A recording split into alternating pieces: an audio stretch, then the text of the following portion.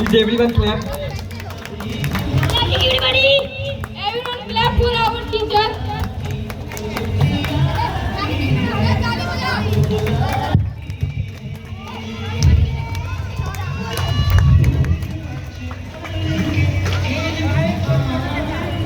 Good morning, everyone. Wishing you all a very happy Independence Day. Again, wishing you all a very happy Independence Day. हम अपनी जान के दुश्मन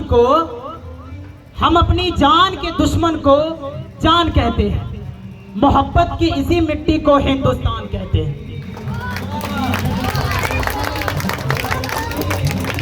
Everyone clap. Today is not a date on the calendar. It is a reminder of the courage, sacrifice and love for the country that brought us the freedom. आज का जो तारीख है, ये सिर्फ आजादी मनाने का तारीख नहीं, ये बलिदानी शहादत को याद करने की ये बलिदानी कुर्बानी और शहादत को याद करने का दिन, आंखें नम करने का दिन, शहीदों को याद करने का दिन, खुशियां मनाने का दिन है, लेकिन साथ में शहादत जो हमारे मुल्क के लिए दिए उनको भी याद करने का दिन। तो हम सब चाहें कि जश्न के साथ साथ थोड़ी अपनी आंखों को भी नम करें, क्योंकि इसी के आजादी के लिए ही हमारे फ्रीडम फाइटर ने सूली पर चढ़ गए, Everyone clap. ताकि हमारा मुल्क अंग्रेजों के चुंगल से आजाद हो जाए।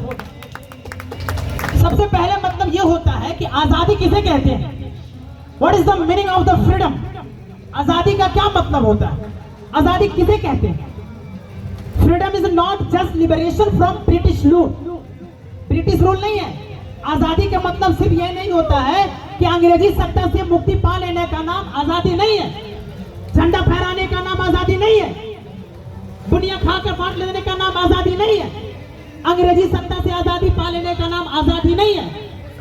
आजादी कहते हैं जहां इक्वालिटी हो, जहां फ्रीडम हो, जहां फ्रेटर्निटी हो, जहां अपॉर्चुनिटी हो, जहां अपने ख्वाब अपने ड्रीम देखने की आजादी हो, हर तरफ की आजादी हो, हमें अपना मजहब, हमारा मुल्क, हमारा कल्चर मानने की आजादी हो, हमारा पहनावा खान पान मानने की आजादी हो, उसे कहते हैं आजादी। आजादी का मतलब होता है इक्वालिटी, फ्रेटर्निटी, डिग्निटी, जहां हर इंसान अपनी गरिमा के साथ, मर्यादा के साथ रह सकता है और अपने ख्वाब देख सकता है और ख्वाब देखने के पीछे संघर्ष कर सकता है। उसका नाम होता है आजादी। उसे आजादी कहते हैं। Everyone clap. आजादी कैसे मिली? जरा सोचिए, अपने दिमाग पे थोड़ा जोर डालिए, पता लगाइए कि हमारा मुल्क कैसे आजाद हुआ। क्या हमें आजादी ऐसे गिफ्ट में मिला है? क्या आजादी हमें उपहार में मिली है?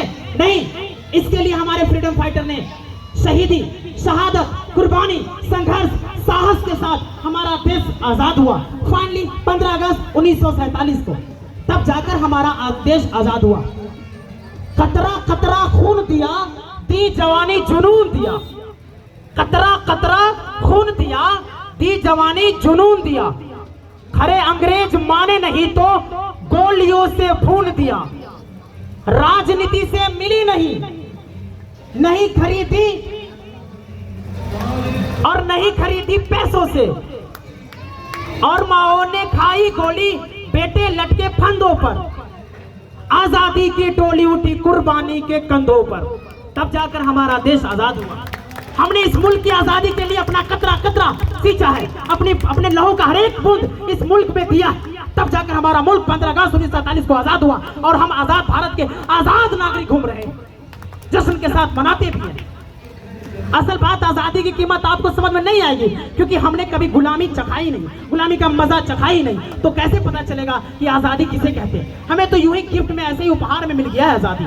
आजादी का कीमत उससे पूछिए जिन्होंने कभी संघर्ष किया है, जिन्होंने कभी स्ट्रगल किया है इस मुल्क को आजादी करने के लिए।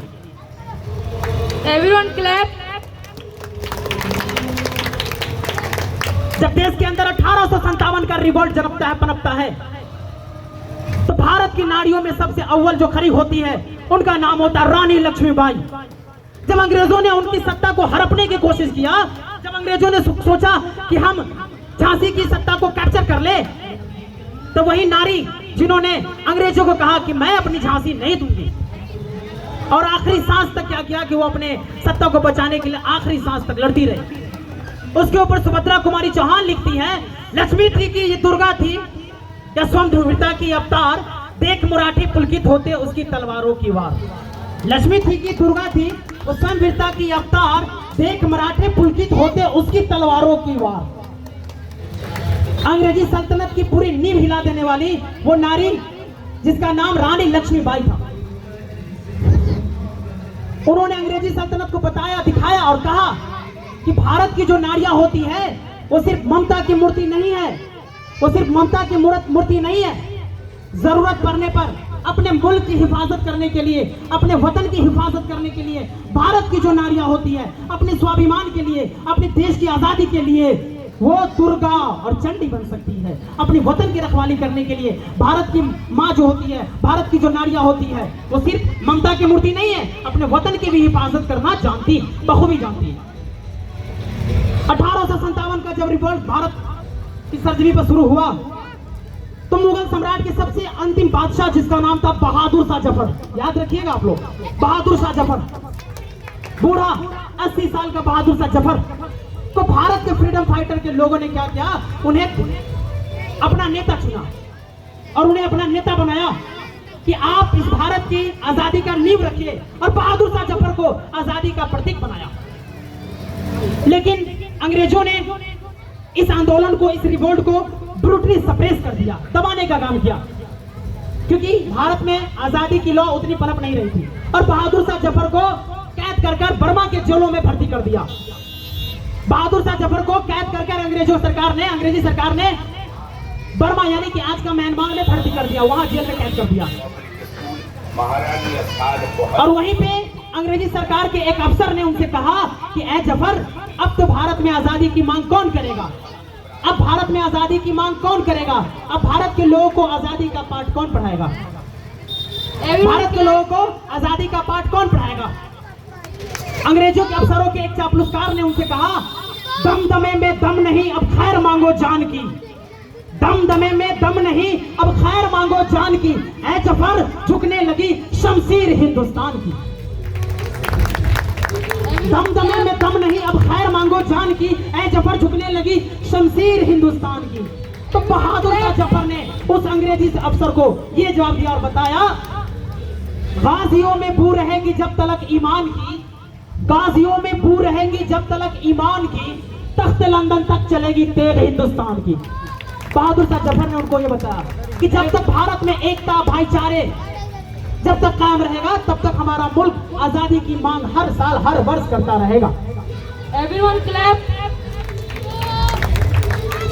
जब बहादुर शाह जफर को रंगून यानी कि आज का म्यांमार में उन्हें कैदी बना के रख दिया गया और अपनी जिंदगी के आखिरी लम्हों में उन्होंने अपनी आखिरी सांस वही गिनना स्टार्ट किया, और अपने आप को वो इतना, उनका दिल इतना कचोटता है, वो अपने वतन की याद जब उनको आता है, जब अंग्रेजी सरकार ने उसे म्यांमार में कैदी बना के रख दिया, तो उसे अपने वतन की मिट्टी याद आती है, उसे अपना वतन याद आता है। तो वो कहते हैं, कितना बदनसीब है जफर, 2 गज जमीन भी न मिले कुए यार में। अपने आप को कह रहे हैं जफर, बहादुर शाह जफर कह रहे हैं कि मैं अपने आप को कितना बदनसीब कहता हूं कि मैं भारत की सरजमी पे दफन तक न हो सका। ये बहादुर शाह जफर अपने आप को कितना बदनसीब कह रहे हैं। ये होता है वतन की मोहब्बत, इसे कहते हैं वतन की मोहब्बत। तो आज यहाँ पे जितने भी इंसान, यहाँ पे जितने भी ऑडियंस बैठे हुए हैं, मैं इनसे रिक्वेस्ट करता हूँ, सबसे अव्वल जगह पे अगर रखना है किसी को तो अपने वतन से मोहब्बत किया कीजिए, क्योंकि आपके मुल्क में और आपके मुल्क के साथ साथ हमें ये बताया गया है कि हुब्बुल वतन मिनल ईमान, हुब्बुल वतन मिनल ईमान, हुब्बुल वतन मिनल ईमान, जिसका मतलब होता है वतन से मोहब्बत भी ईमान का हिस्सा है, वतन से मोहब्बत ईमान का हिस्सा है। और हम मुस्लिमों को वतन से मोहब्बत इसलिए करना चाहिए क्योंकि हमारे ईमान का हिस्सा है। हमें वतन से वफादारी करना चाहिए, कभी भी वतन से गद्दारी नहीं करना चाहिए, वतन पे मरने मिटने वाला बनना चाहिए, वतन की रक्षा करने वाला बनना चाहिए। जब बहादुर शाह जफर को म्यांमार के जेलों में कैद कर दिया गया, आखिरी लम्हों में उन्होंने क्या लिखा, कितना बदनसीब है जफर, 2 गज जमीन भी ना मिली कुए यार में। 15 अगस्त 1947 को फाइनली हमारा देश आजाद हुआ।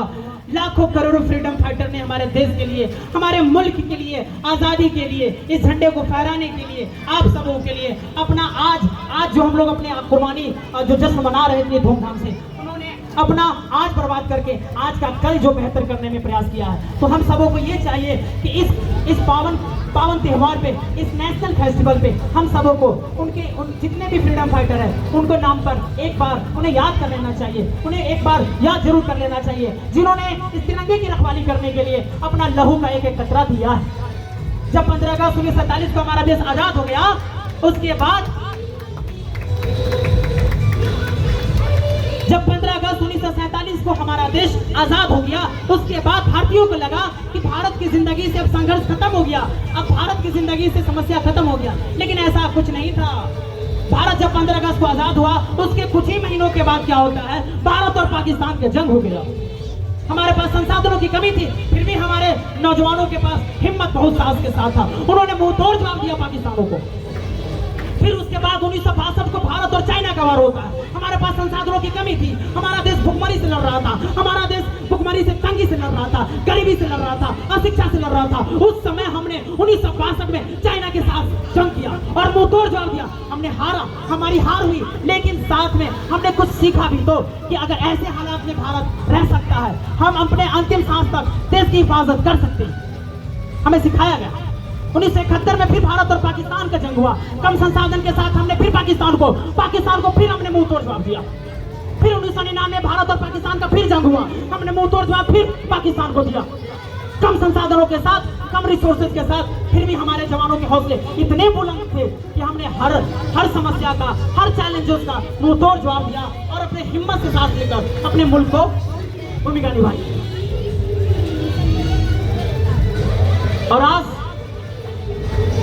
जो भारत है, ये भी एक मांग कर रहा है।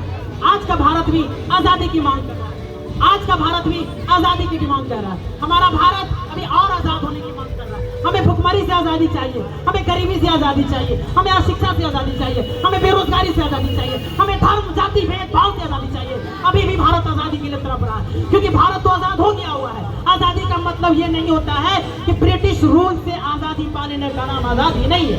भारत को भुखमरी से, भारत को गरीबी से, भारत को अशिक्षा से, भारत को भेदभाव और गरीबी से आजाद करने की जरूरत है, तब जाकर हमारा देश और भी आजाद होगा। हर समय हर हालात में अलग अलग चैलेंजेस भारत को मिलते रहे और हमने उसका मुंह तोड़ जवाब दिया। हर समस्या का हमने मुंह तोड़ जवाब दिया, तब जाकर हमारा तिरंगा इतने शान से फहर रहा है और हमें इस पे आन बान शान है और इस पे हर बार कुर्बाना कबूल है, हर बार कुर्बानी देना कबूल। हर समय भारत का कोई ना कोई दुश्मन रहा है, कभी अमेरिका हमारे ऊपर हाथ उठाया, कभी चाइना, कभी पाकिस्तान, इन सबको हमने क्रॉस किया, अच्छे तरीके से उनका क्रॉस किया गया। मोहम्मद इकबाल लिखते हैं, यूनान मिस्र सब मिट गए जहां से, अब तक मगर है बाकी नामो निशा हमारा। कुछ बात है कि हस्ती मिटती नहीं हमारी, सदियों रहा है दुश्मन दौरे जहां हमारा, सारे जहां से अच्छा हिंदुस्तान हमारा। पूरी दुनिया में इससे खूबसूरत तिरंगा किसी के पास नहीं है, पूरी दुनिया में इससे प्यारा मुल्क किसी के पास नहीं है, पूरी दुनिया में इससे बेहतर किसी डेमोक्रेसी किसी के पास नहीं है, पूरी दुनिया में इससे बेहतर कॉन्स्टिट्यूशन किसी के पास नहीं है, पूरी दुनिया में इससे बढ़िया, इससे बढ़िया डाइवर्सिटी किसी के पास नहीं है, पूरी दुनिया में इससे बढ़िया लैंड फीचर, फिजिकल डाइवर्सिटी किसी के पास नहीं है। प्राउड फील करते हैं अपने आप को इंडियन बोलने में, प्राउड फील करते हैं अपने आप को भारतीय बोलने पर, और इसी जज्बे के साथ आपको भी बोलना चाहिए कि हाँ, आई एम ऑलवेज इंडिया, मुल्क से ऊपर कोई नहीं। अंत में बस मैं यही कहना चाहता हूं अपने स्टूडेंट से, अपने प्यारे प्यारे नन्हे नन्हे स्टूडेंट से मैं यही कहना चाहता हूं, एक उपदेश और एक मैसेज देना चाहता हूं कि आप लोग से मैं एक रिक्वेस्ट भी करता हूं और एक संदेश देना चाहता हूं कि आप सब खूब पढ़ो, अपने देश का नाम रोशन करो, अपने मोहल्ले का नाम रोशन करो, अपने गांव कस्बे का नाम रोशन करो, अपने राज्य का नाम रोशन करो, अपने माँ बाप का सपना पूरा करो, अपने माँ बाप के लिए, अपने माँ बाप के ख्वाबों को पूरा करने के लिए लड़ो, अपने मुल्क का नाम रोशन करो। Thank you. जय हिंद, जय भारत।